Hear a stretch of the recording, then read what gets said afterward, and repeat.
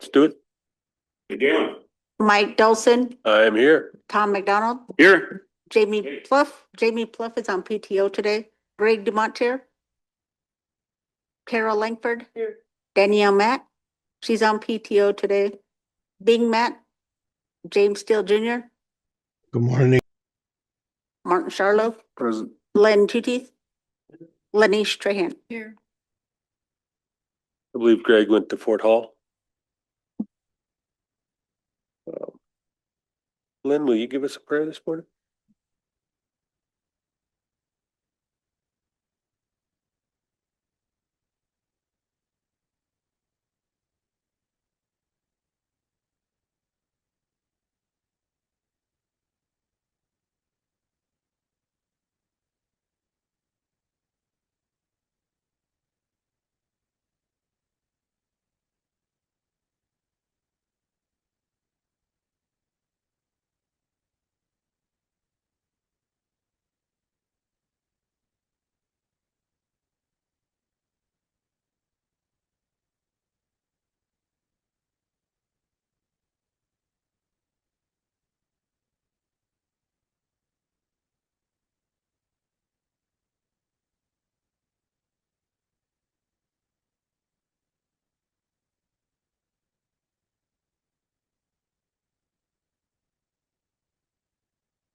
Thank you, Lynn.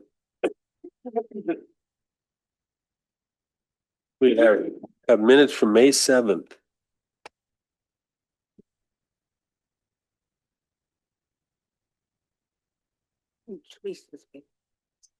Okay.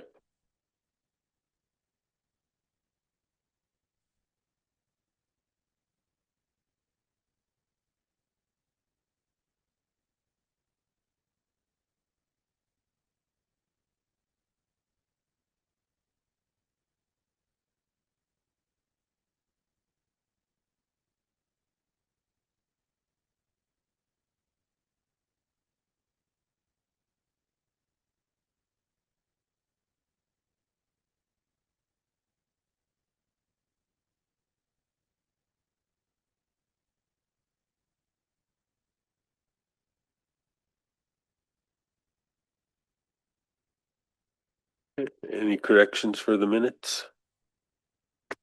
Any corrections for the minute? Motion by Carol to approve the May 7th minutes with corrections. Go ahead, Tom. There was a resolution that was missing. Did we get that resolution for the one grant? We'll have to find out from Abby if that resolution came through. Okay. Second. Second by Tom. All in favor?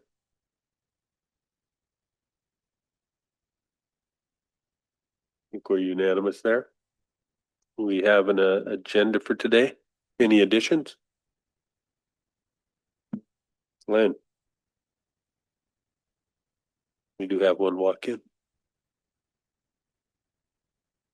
Motion by Carol to approve the agenda with additions.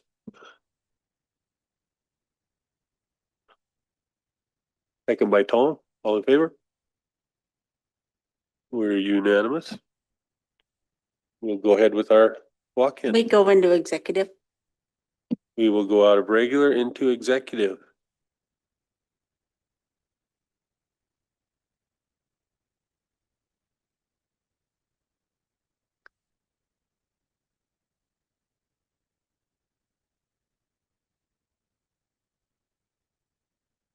Executive into regular. And I'd entertain a modification to the agreement till August 1st. Motion by Len to make that modification. Second by Tom. All in favor? Yes. We're unanimous. Good luck, Shonda. And I look forward to seeing you out there.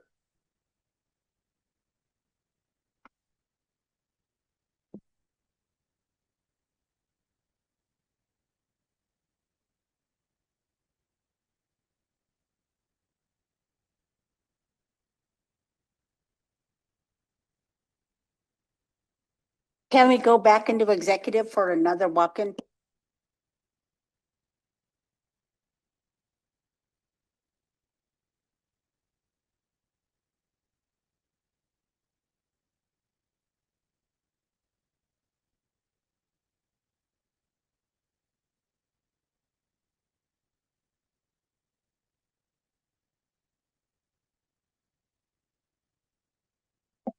Lynn, is your issue in open or executive? We had one more walk-in and Oh, she yeah. wanted executive. Okay, Can we go back into we executive? will go out of regular into executive.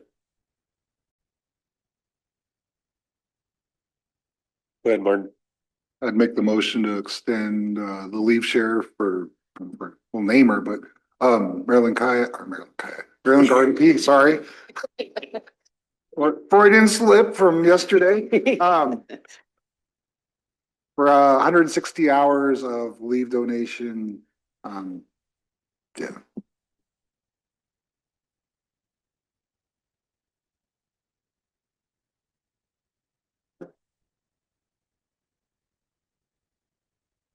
Thank you. Thank you.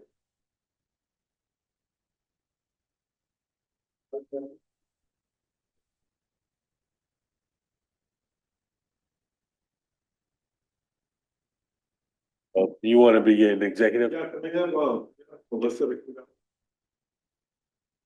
Okay. But you want executive? Come on up, Michelle. Good morning.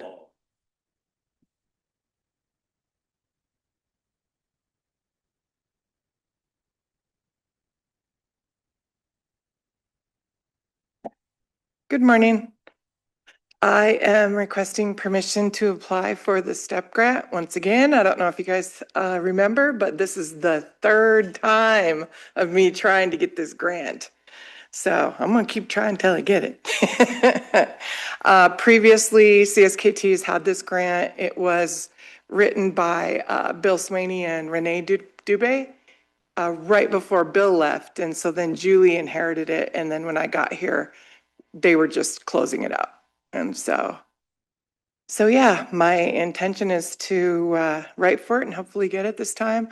It requires you to partner not only with the local schools, but with OPI as well. So I have that relationship that I can lean into, and it doesn't allow you to provide direct services to our students. So it needs to focus on helping the teachers that do. So we would work on professional development, and I was thinking a culture camp for teachers I would write into this grant. And then whatever resources they feel like they need, I would write that into the grant as well. So that's the plan. Questions? Go ahead, Tom. Thank you. Last night it was a reminder of me of how much teachers play an important role here on the reservation, and they honored a teacher from Hot Springs and a teacher from Ronan, and they described what their work was, and it was impressive. Yeah. And so, if you do a cultural camp or for the teachers, please have those two as participants. Yes. Mr. Claremont and Mr. Tugas. Okay. Yeah, Absolutely. I'd make the motion to approve the resolution. Motion by Tom. Carol seconds. Any other discussion? All in favor? We're unanimous. All right. Thank you. Go get that grant.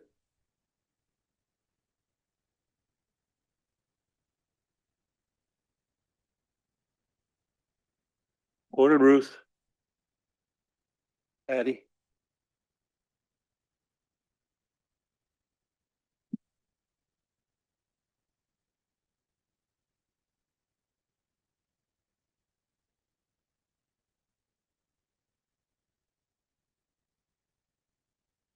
Squext, Kisukit. Modification 8 to the fiscal 28 total propes. We have some changes to make in the general fund and self-governance compact, and also going to update the contracts and grants allocations in total. So we have to bring forward prior period revenue for the license plate scholarships, the SKQ dam plate that actually went out of commission. But we did collect renewal revenue and we're still spending that down. Want to put that in this year's budget for expenditure. We received some awards through Tribal Justice Services for the public defenders, and the Johnson O'Malley got some increases, and also Tribal Court for the healing court. And then we're going to update a couple of budgets in the Indian Affairs One, just to make a very minor correction to the FIP pumping plant, and then the FIP special projects, which we're carrying forward from the last year's award. And finally, the total allocations for the contracts and grants to be updated to just over 106 million presently. What are you looking at? Oh, sorry. So moving now to the table after, whoops. Where's my table? Did I lose my table? Where'd my table go? Yeah. Don't have the table on the resolution. It Got was a sent. motion by Carol. Go ahead, Tom. I would second that motion. Okay, you trust. Anyway, that total increase was 2,567,874.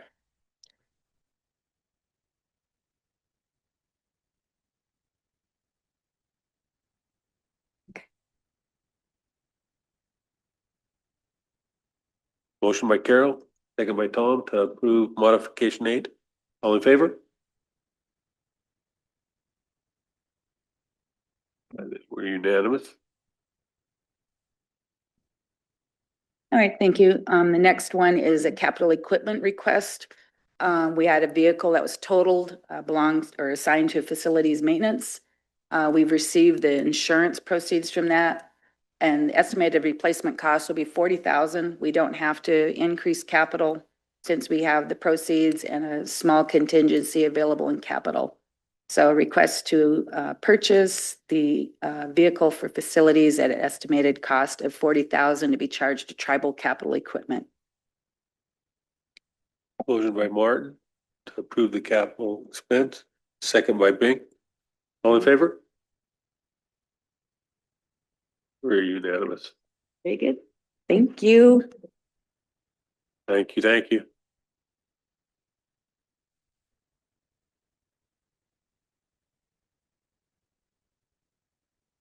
Morning, Ron. Dennis. Mr. Fisher.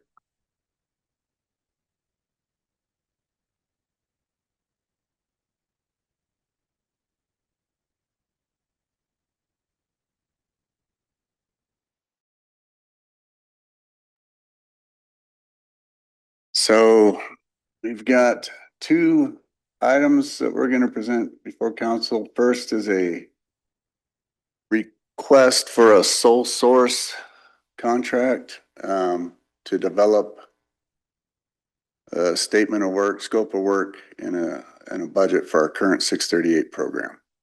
And we've reached out to a company named Division Zulu, and I think it's in your package. Talk about the program. Division Zulu has got 5 folks that have a unique skill set and have unique experience in 638 law. One of them worked at the DC office and was in charge of 638 contracting.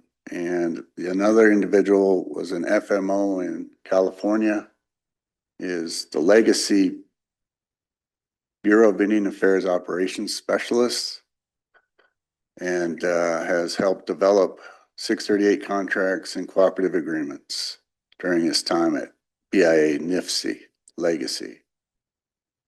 Our current 638 scope of work and budget don't reflect the current organization that we have.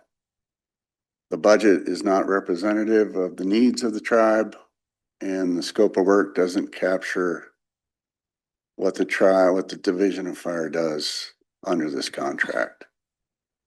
As we transition to the United States Federal Wildland Fire Service in 2028, I think it's important for us to have a professional grade, quality 638 scope of work and budget that reflects this organization as we transition in. You know, looking around, the transition is it's going to happen. It's inevitable. And how to better position the tribes for that transition, I think this is a step in the right direction. I'm afraid that they would look at this and take it literal. I don't know these folks. The United States Federal Wildland Fire Service is going to be a new entity that we're going to contract with. And I think it behooves us to get this established before that transition.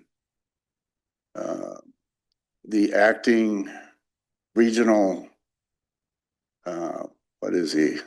Regional director of the BIA, I think he was here to see you guys. Kurt Fedenberg, I think is his name.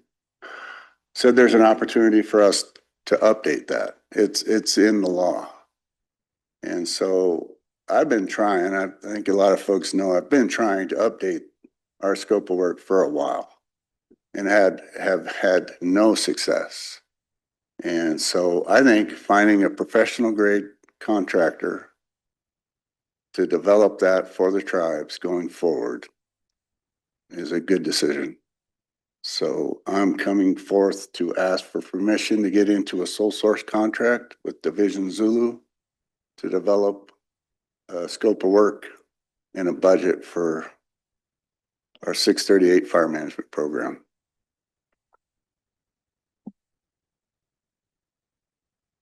Questions?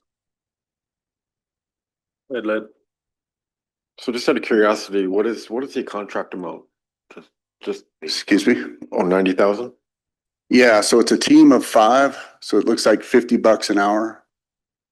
In a 5-week period, this is the proposed services is on page 41 of their proposal. Okay, so they're going to be providing a scope of work for us to enter into a new 638 contract is So the 638 contract is established. And right now we're renewing that contract annually. But there's an annual funding agreement and scope of work associated with that. And that's the only things that the tribes can modify. So every year we're supposed to update that annual scope of work and budget. Okay. And the one that we put together in 2020 during COVID isn't all that sparkly. It doesn't look very good. It doesn't say we do much, and the budget doesn't reflect what we have on staff now. So we've grown exponentially, and our scope of work doesn't capture that, and our budget doesn't reflect the needs of the tribe. So this is the same budget that was in 98, right? Basically. thank you for bringing that one up. Yeah, Michael. So the prep budget the fuels budget is way larger. And looking at this, I mean, we have an RTRL program that's established and built. We got a heavy equipment program now that does a lot of work, and none of that's captured in this scope of work that we have. The helicopter, the aircraft, none of that is captured. The seat aircraft, the air attack platform. There's a lot of things that I would like to beef up and ramp up in this scope of work before we go forward. Carol. I think you've selected a good company to do the work, and what I'm afraid of is if we don't modify this, they could pull money. You could say, well, your program doesn't represent the budget, so we just need to get on board. So I'll make a motion that we allow, is it by resolution or just? So it's a motion, and then we would have to build a contract would be the next. So this is get a permission to go forward with the sole source contract, and we'd have to then develop a contract with this company. Got a motion by Carol to develop a contract with Division Zulu. Go ahead, Tom. Yeah, thank you, Mr. Chair. Ron, is this, you have the funding in your existing? Yes, we do. Okay. Yeah, we've taken a hard look at our funding, and we do have funding to support this. So it won't come out of any travel. It'll come out of our program dollars. Just wanted to make a comment since you guys are here, my fire buddies. I was looking at so much change, with this administration and the guy with his fleet of retardant planes that became senator. Yeah. Kind of a catalyst to this whole thing that we're facing. No doubt in my mind.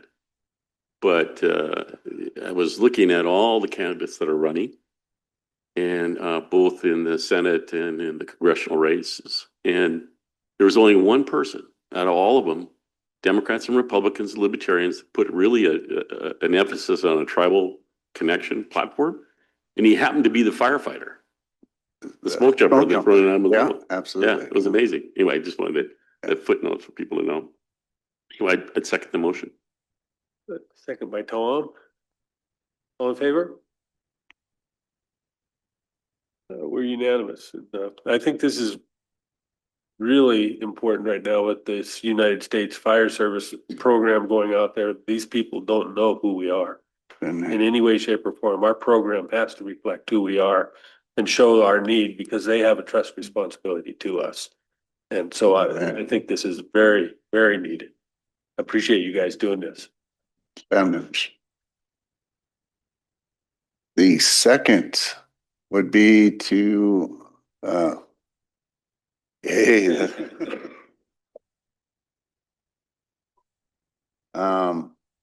so the second is a travel resolution to enter into a public law 638 contract with the Northwest Region of the Bureau of Indian Affairs, specifically for bar funding, burn area rehabilitation funding.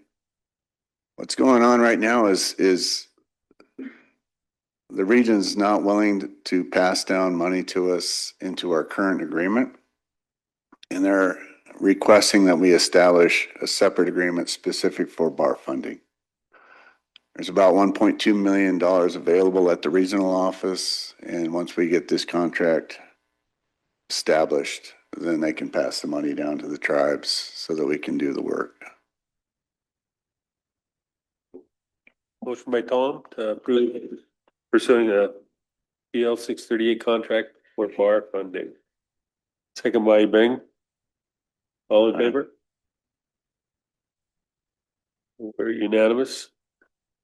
I know you'd be hearing from Greg on it. Thank you, guys.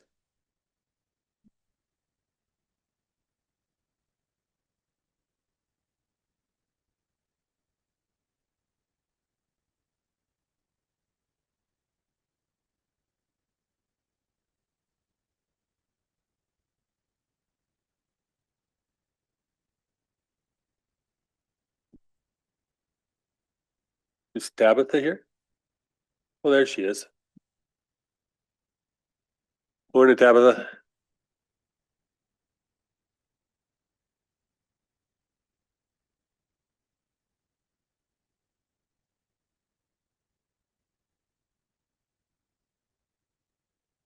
Hello again, members of the council. I'm here to ask about a contract modification. So this is for the contractor Glacier Excavating Inc., who's working at the Jocko River Bison Range Reach Restoration Project. They completed phase 1 last year and they started phase 2 in February of this year. So as they've been building, a couple of unanticipated things happened that we're trying to account for through a modification. So one of those is site conditions, which I'll go into a little bit later.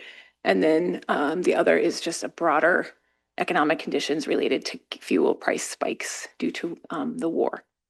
So everything else all the other challenges we've been able to manage for on site and be adaptable and kind of be creative. These two are becoming, well, the first one, the fuel, is just becoming really costly for the contractor. So I'm requesting a fuel surcharge. So that would just accommodate the unanticipated spikes in fuel prices during construction. They have a lot of hauling materials every day. They're hauling, dump truck loads back and forth and back and forth. So they use up a lot of fuel on site. So he put together some numbers for us to consider. I'll just jump down to this section here. So in 2025, when he put together the bid based on phase 1, his average cost per gallon was 3.12. And then in February, late February or early March, the price spiked to $4.77 a gallon. And so for the month of April, what he budgeted for was around $10,000 a cost, and he spent around $13,000 in gas. So over the course of the remainder of the project, if we project that out, it would be like, $20,000 a cost out of his pocket that he hadn't accounted for. So we're entertaining the idea and wanting some input from you guys on this. he has, just for context, when he put his bid together in comparison to everybody else, he was like 70% of the rest of the next lowest bidder. So he put together a super tight budget. And he manages his budget really, really closely. So I think in that way, I think it's kind of justifiable because I've seen him to be very, very meticulous with his record keeping and his budgeting process. So I don't think he's trying to gouge us. I think he's just trying not to lose money. And he had said, it was probably a couple weeks ago when he first brought it up, he was considering just pausing work to see if the prices could come back down. So he stopped losing money. So anyway, just that's one of the requests, is to ask for a fuel surcharge. How we would manage it is, how we've proposed to manage it is to allow, we have a section of the cost table. I'll just zoom down to that really quick to show you. Excuse me. This whole section down here is alternate work items. And so in this type of work, in restoration work, there's some things that are hard to anticipate. And the way we designed the channel, we wanted to be able to make field fit decisions based on, once we were in a section, how is this really going to work? We wanted some ability to make those changes, on site and have a way to account for it and pay for it. So we've already listed all of A through F were originally in the contract as kind of as directed, owner directed work, or engineer and owner directed work. So this would just add this line item for G. Oh, sorry, I misspoke. The total, if you projected it out, would be up to 38,000. So we added this ability for him to charge the fuel surcharge, but he has to give his actual receipts from John's Fuel Farm, and we would only pay him the amount that he actually paid for fuel that month. And so we agreed that, the proposal would be that we would pay him up to $2 a gallon more, but it would have to be documented by his receipts. So that's the gist of the first request. Do you guys want me to go into the second request too, or just take any questions on that first? Any questions on the fuel surcharge? Tom? So it's the actual amount, not $2 a gallon. It's whatever. Yeah, we would max whatever out. that John came up with. We would. Is this retro? Does this go back I don't think so. It would just go forward. from today forward? Okay. Yeah. And it would be, we would only pay up to $2 a gallon more is the max, but we would only pay what he actually pays more per gallon. Okay. And so the second one, this was an item to compensate for more of a design error than anything in the contractor's, anything that the contractor had control over. So during the design process, the design engineer SWCA, they dug, I think, 18 test pits throughout the site in the location where the channel was going to be built. And so they made extrapolations based on what they were seeing underground as far as material that was available across the whole almost 3 miles of river. And so now that they're actually building, there's really big segments of the stream where they're just working almost entirely in muck, which they have to actually harvest the muck, move it out of there, and then build with fresh material. On phase one, they were coming into a lot of river rock alluvium. So they were able to, generate most of what they needed on site. In the bottom half, it's just really, really wet, tons of wetlands, super mucky material that they can't use for construction. So they're having to get that out of the way, and then they're coming up short. They've basically used everything that they can on site. And they're at the point where they're either going to need to haul rock in from offsite or kind of go outside of our normal design exempts, harvest rock material from the site, and then regrade those to build wetlands away from the channel and use all the rock that they get. And so the cost of that would be roughly $6 a cubic yard on site. And just for a comparison point, we had them estimate what it would cost to truck it from offsite. And even if the site was only 10 miles away, he thought that would be about $20 a cubic yard. So this seems really the most cost-effective way to generate that material right on site. And really, they're not going to get material 10 miles away, so it would be more than that. So this one feels a little bit more like we need material. I don't really see a way around. We've kind of tried to make some changes in how this, we're trying to be creative, but we're running out of material. So this one feels a little bit like if we don't approve it, we'll have to, I don't know exactly what we would do to get that material. But I can take questions or hear input on that as well. Go ahead, Martin. So if you're extracting from the area, how much disturbance will that cause? And then I'm sure you guys will have to mitigate, restore. Mhm. Yeah, it'd be a decent area because we don't want them to go really deep because it'll just fill with water. And part of the design objectives was to get rid of unnatural wetland ponds on the area. So we want them to generate kind of a big air or harvest a big area and keep it relatively shallow so it will get vegetation and not be open water. So it would be like a vegetated emergent wetland community there or riparian.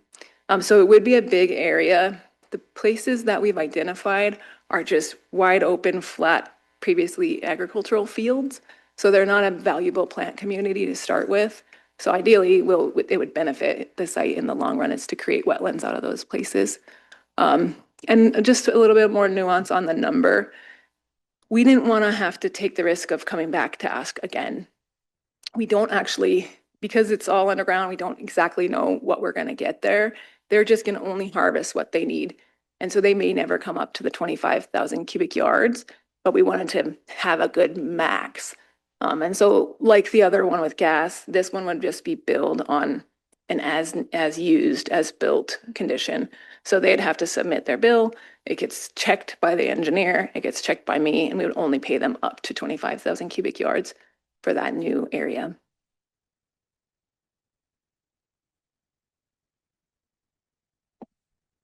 So the previous contract price, I have it here, 4.75 million roughly.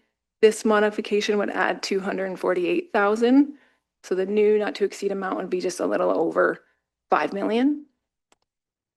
So the request is to approve contract number 25003, change order 3, which covers both the fuel charge and the fuel surcharge and the new harvest of alluvium on site.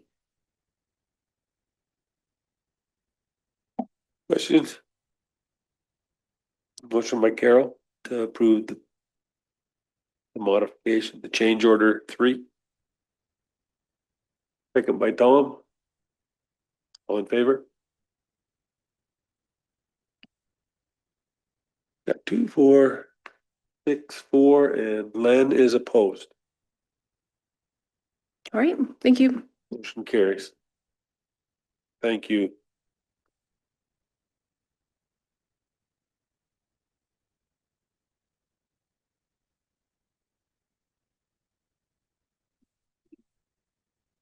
And can we go into executive?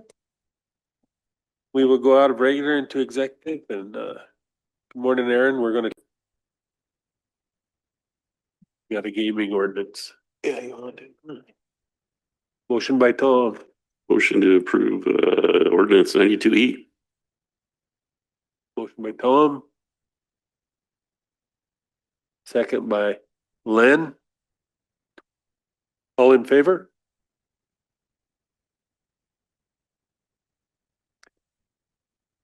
I've got 6, 4, and Carol out of the room.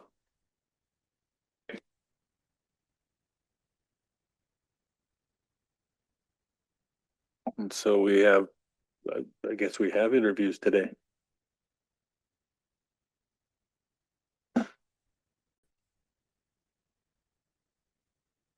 Right, Carol? How do I state this with it being on the record? Do we motion to? Motion to accept the to ballot accept the as ballot? voted. And you're recommending at current pay. Yeah. That's it. When do we talk money in open? That's not something we do. Right? We usually don't do it just us. So we would make a decision and closed and, like, we don't put that out there as part of, you know, we advertise that, then we're gonna have everyone coming in asking for a bump in their raise when they get a position. So I would say be opposed to putting any monetary, anything in there. And keep our discussion private as it should be. And spending other people's money, like they are earning this money. You know, who cares if they make more than us?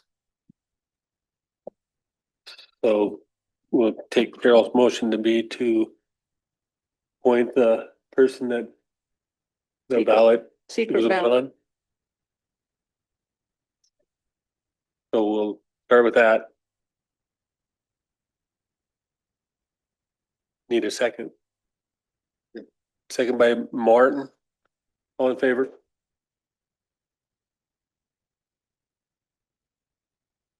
Okay. We're unanimous in that.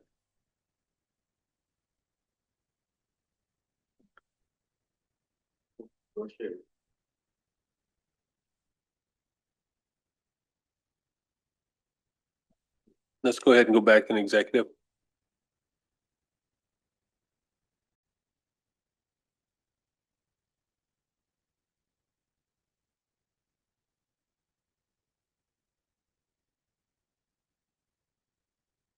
Is Indian governments and policy coming online or, okay.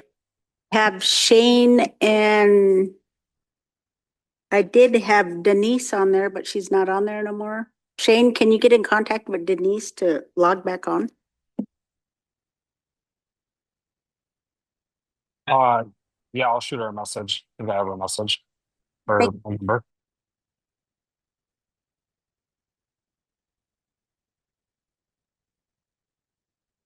Is Christine on?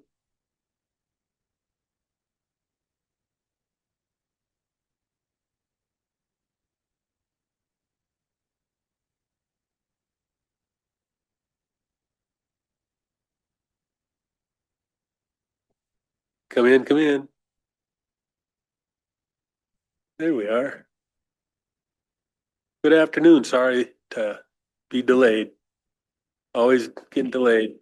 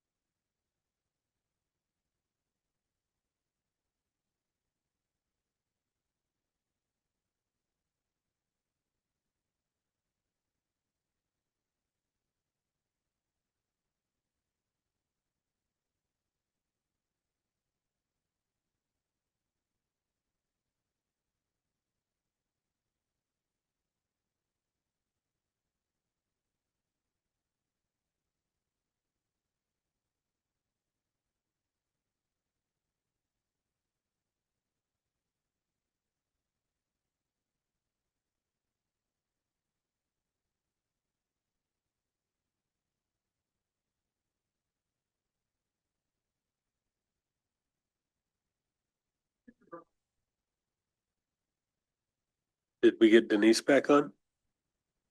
Is she gonna come back on? Or is she okay. Well, welcome. And this is us.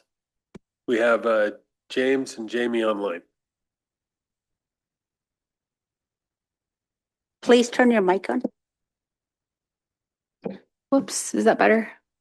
Good afternoon, everyone. Thank you for your time. I know that you guys have been busy today, so I appreciate you guys getting us on the agenda. I did just want to, just to remind you, my name is Christina Lucero. I am the director of the American Indian Governance and Policy Institute. I'm an enrolled citizen of the Saikum Band, which is part of the Saanich Nation up on Vancouver Island, but I've lived in Montana since '96.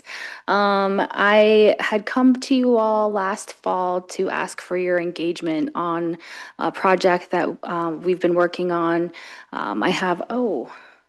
was trying to text everyone, so I have to send one more text to make sure that Pearl can jump on. Is she on there? Okay, is Pearl Yellowman on also? I just texted her. But our team, I have Denise Juno working with us, kind of as the project lead, and then Pearl Yellowman, who I think you all might be familiar with. She's been here before and has done projects for the tribes. And she is our strategic planner. So we were able to gather everyone this past January. And we had a really good turnout. Thank you, Chairman, for stopping by, and to Councilwoman Pluff, who is, I think, online for your guys' participation. I think it went really well. I have some slides here. We had 6 tribal communities represented at that gathering, 31 leaders and advocates present, and then we were able to identify 3 top priorities to move forward with. Those include tribal consultations, substance misuse and mental health, and housing infrastructure and houselessness. And so basically, we had a whole list of different things that we listed on the wall to just talk about what each of you are experiencing, what each tribal leader is experiencing in your own community regarding whether it's access to funding or providing services or roads came up, education came up, lots of compound issues. But those were the top 3 at the end of the day that we walked away with. We have our legislators that were also in attendance, and at this time I'll ask them to each talk a little bit about the gathering itself, the priorities that we identified, and if they had anything additional that they'd like to add. Do you want to start? I'll go ahead and start. Thank you for your time today. So the Indian Caucus, we met and developed our own priorities as a body, and came up with 7 priorities. And then we met with the tribal leaders from the 6 nations that attended and developed those 3. And it was quite the process. We had good facilitators. And I already feel like we're light years ahead going into this next session. Because as a freshman legislator, I felt like it was a big challenge, just learning the people and the process and the state and the players, how a bill becomes a law, all those kind of things. And it's just a lot. And so for us to have a strategic plan and possibly even draft legislation, I feel like we're way ahead of the curve this time. So I really appreciate Christina for securing the funding to do this and just taking it on. It's a big endeavor. So that was my takeaway from it. Thank you.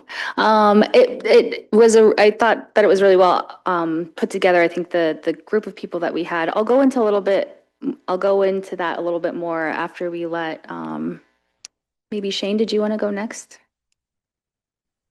Sure. I don't have a lot more to add other than what Shelley's already said. I think the biggest takeaway for me is that we have people getting together to work together with tribes, and that it's not more of a reactive or defensive structure, that we're getting together to be more proactive and to play offense. And I think that support with this organization and getting everyone together to identify top priorities is going to be really helpful to having a more concerted and more coordinated effort for the upcoming legislative session, which I think when the tribes come together and we have an organized structure around certain issues, I think we're just going to be way more successful. So you guys heard us all come in and talk about consultation.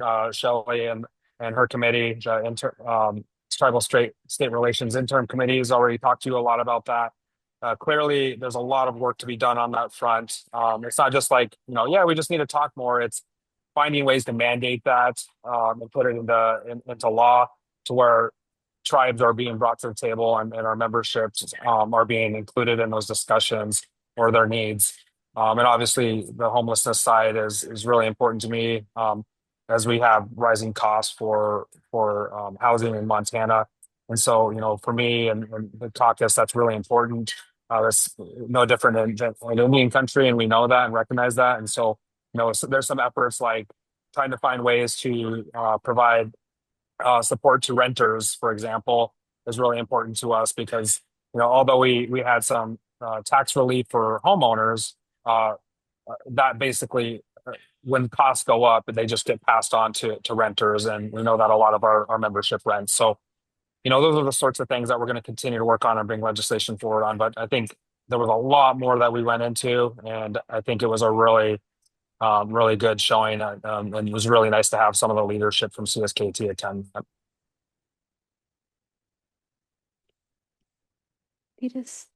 Thetis, are you on?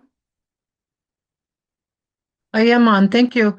Good afternoon, everybody. Such a beautiful day outside, and it's unfortunate that I can't hop over the mountains and be there with you today, but I will be there next week. And we just have an awful lot going on. But one of the things I want to segue off of as far as the Pathways to Sovereignty session and the things that we're doing in our committees and in our subcommittees is building on all of the information and the data and stuff that we put together that reflects the tribe's priorities when we had that session in Missoula.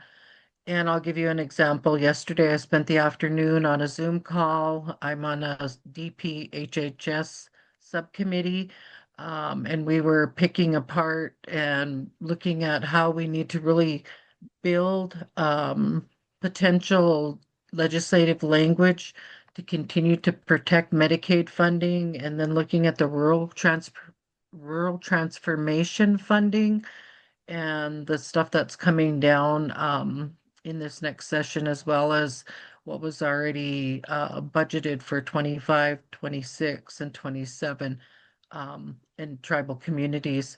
I find it really intriguing about the tendency for folks to overlook medical needs in rural communities and on the reservations, and for those areas like CSKT where you have your services compacted.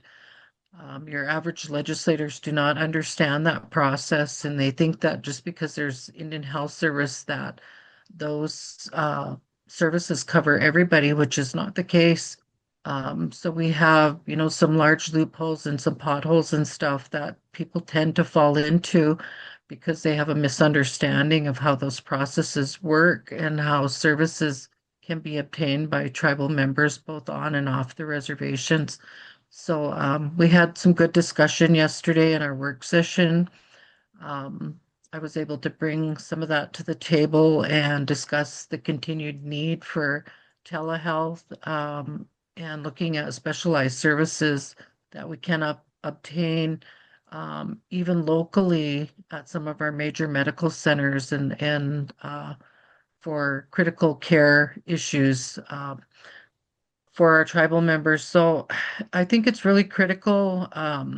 One good discussion that we did have is the fact that the subcommittees do not want to duplicate services. They're looking for the Montana American Indian Caucus to come forward from the Pathways to Sovereignty sessions with some really good work and the benchmarks and stuff that we need to build draft legislation for 2027. So we're kind of getting into the nuts and bolts of those things in our working session. So we have another session coming up in June in Great Falls. I'm really hoping to be able to see you all there. And we can continue to build upon the foundation that we've already established, but in that work session in Missoula, and continue to move that forward. We have some milestone dates and stuff moving into this new session. And we definitely want to have some of the kinks worked out of that and be ready to go in November so that after the general election in November, we can move some of those bills forward to actually start getting them drafted and getting them ready for January. So thank you again for participating in that session. It means a lot. And we definitely want to keep our sleeves rolled up and work together, especially the caucus members. We want to work together with tribal leadership so we can do the best job that we can in bringing those priorities that you're establishing to the forefront so that we can pursue that. Like Representative Fayant said, in a more decisive manner going into the next legislative session. So thanks again, and I will, I'm not sure who is on after me, so thank you, Christina. I invited Jacinda, but she is unavailable to attend today. She had a previous engagement. Does anyone have any question for our legislators before I move on with my presentation? Oh, Pearl is on. I just wanted to introduce Pearl as our strategic planner. Pearl, did you want to say hi really quick?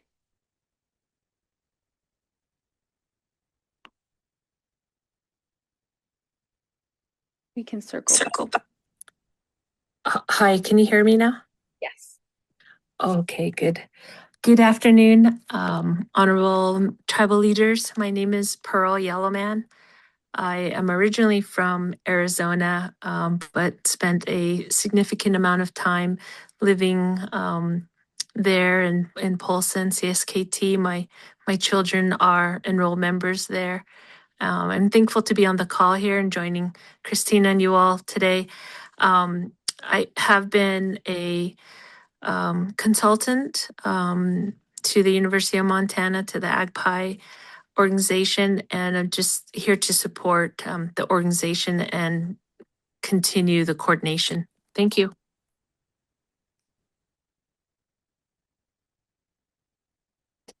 So just moving forward with the presentation, just wanting to let you know also, it was interesting, one of the takeaways that we had at the end of the event itself, talking about the priorities, and after having listened to our legislators discuss different bills that had come up, one of the things that we observed was that when Indian country comes together and proposes or talks about their priorities and how we want to address them, it's done so collectively, and it's done so with, from a community-oriented perspective, which benefits the entire state of Montana. So we felt really good about the work that we did from that first gathering.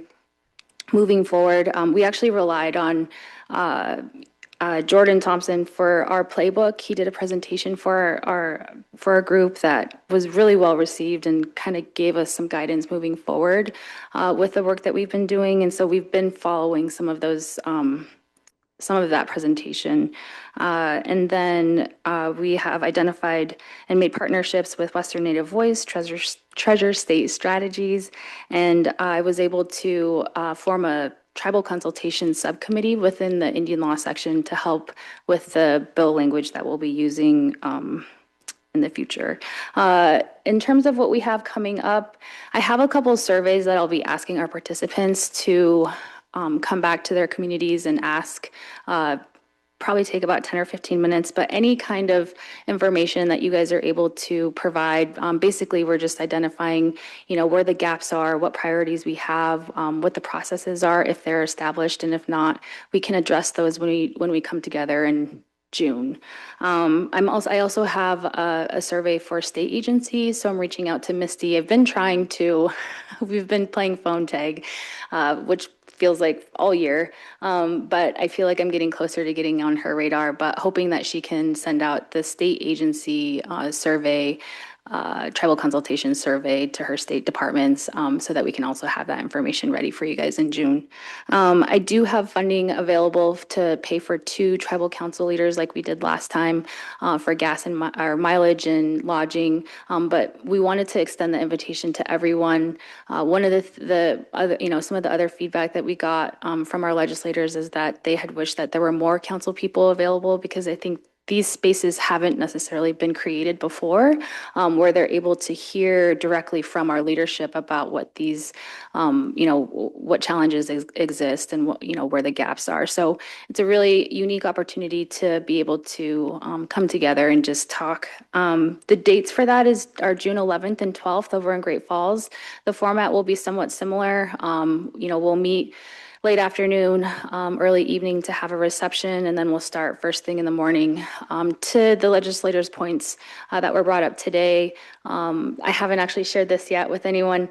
You guys are the first tribes to be able to get this information, but we'll be doing we've been working with Kayan McCleary, who's from Crow, and they have been pulling some federal regulations. So we'll be doing a presentation on consultation, what that looks like, to Representative Crow's comments that she had made for, defining the process. So she'll be doing that and then moderating a panel, with some previous leaders that we've seen around consultation, and then providing models for everyone to kind of pick and kind of do like a menu buffet style of what does meaningful look like, what does process look like, I'm calling it accountability right now, but I think remedies is more in line of what I'm hoping to achieve by identifying language. So it's going to be a lot of work, but we would love all of, as much participation as possible from our tribal leadership. So again, I just wanted to thank you. I don't know if there are any questions for us at this time. Questions or thoughts? Go ahead, Martin. Sorry, I missed the last one. I didn't think I was invited because I didn't read my emails well enough, so I'll try to make the next one. So thank you. Great Falls is a destination, believe it or not. Yeah. June 11th and 12th.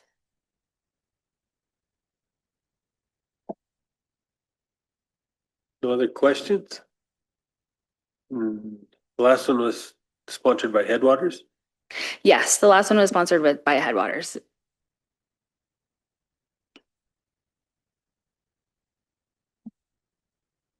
You got us at a very quiet time. That's great. It's been busy, so I'm okay with quiet.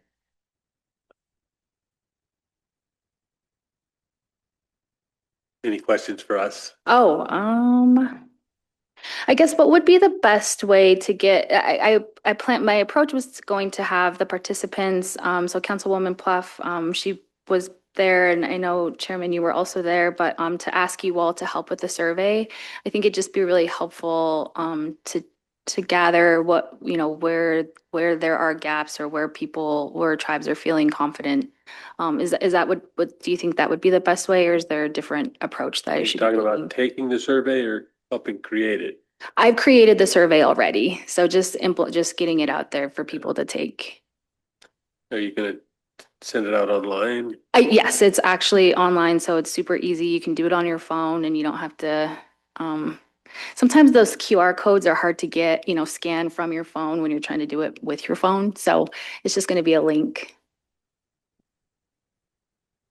I see Thetis has her hand up. Thank you, Mr. Dolson. I do have a couple of questions, and this gets back down to that data collection. One of the things I'm really curious about, because I know that not all tribes have access to specialized care like dialysis centers, treatment centers on their reservations and stuff. And so some of these are some of the issues and questions that are coming up in the DPHHS subcommittee group, because we're trying to do a deep dive into specialized medical care uh, that Medicaid can be used for.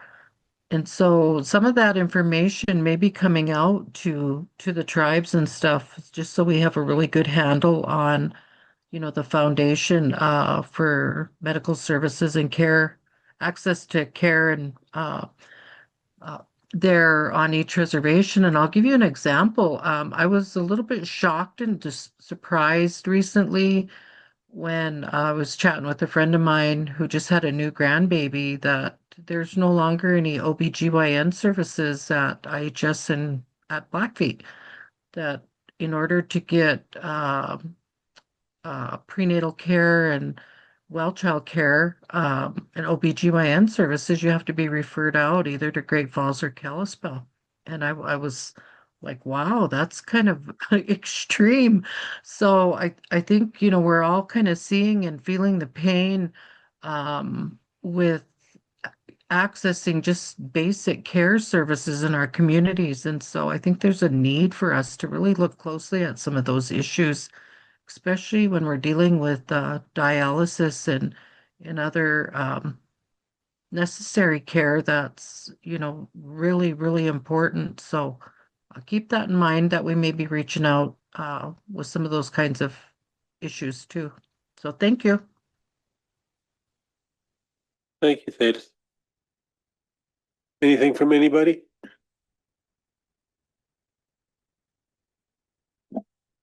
I hope we do have some interest in going to Great Falls. It was a truly interesting event. I was sorry to not be able to stay for the whole thing.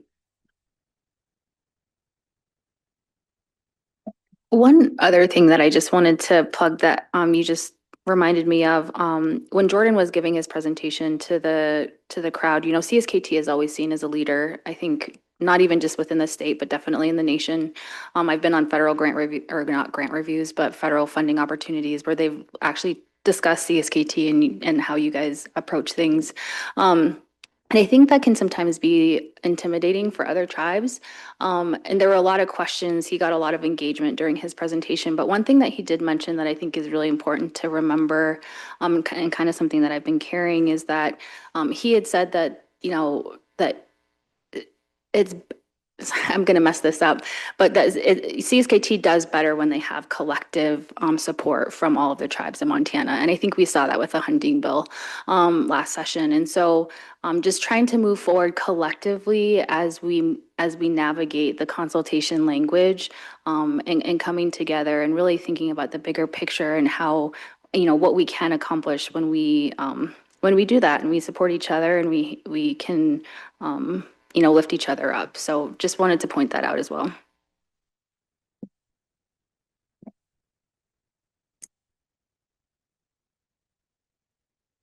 Well, thank you for coming up today and giving the report and bringing the legislators.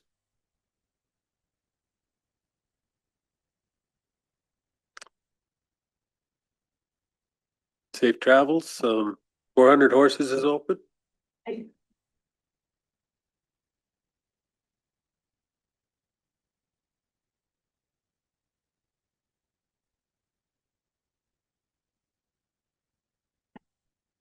I had a good lunch there the other day.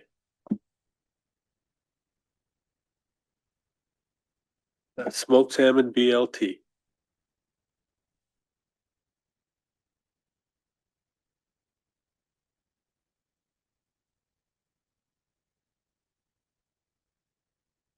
Safe travels. Bacon wrapped asparagus?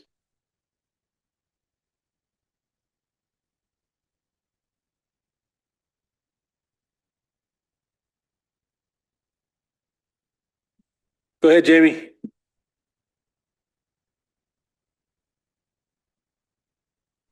Sorry, I wanted to just say thank you to Christina and to the legislators and to Pearl for the great meeting that they had. It looks like they may have left already, but just wanted to thank them for the meeting that they held. And I think it would be great if the rest of some of the other council could attend in Great Falls.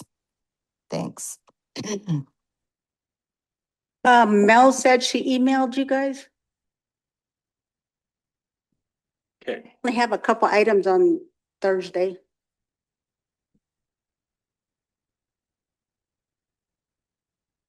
Are you asking if we move them to Tuesday? Is that what you're asking? Well, I'm just asking to make sure I have a quorum at least till 10:30. I think. Because you guys are, okay, I say, because you guys are on the 19th, literally from 9 o'clock till 5:30 on Tuesday. Because it looks like the 21st, we don't have a quorum. Next week, Yeah. next Tuesday? No, you guys are here Tuesday. I don't have nothing scheduled for next Thursday. Yeah, because I think we have 4 gone on Thursday next week. So we have a very full day next Tuesday. Very full day next Tuesday. No.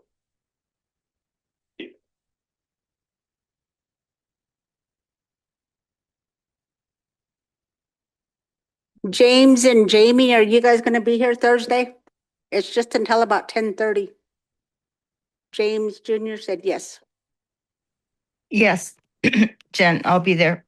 Good. We're adjourned.